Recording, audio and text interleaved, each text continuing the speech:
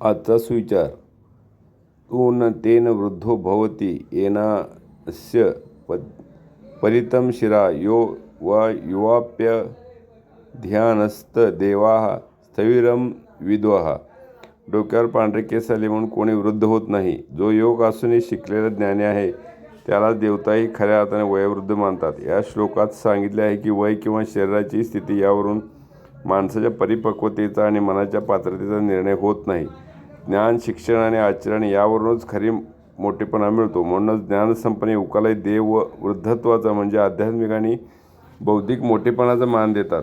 तर केवळ वयोमानाने वृद्ध असूनही अज्ञान असलेल्या खऱ्या आदर मिळत नाही. हा श्लोक ज्ञानाच्या श्रेष्ठतेचा आणि सच्च्या वृद्धत्वाचा मुळार्थाचा विचार अतिशय सुंदर रीतीने मांडतो.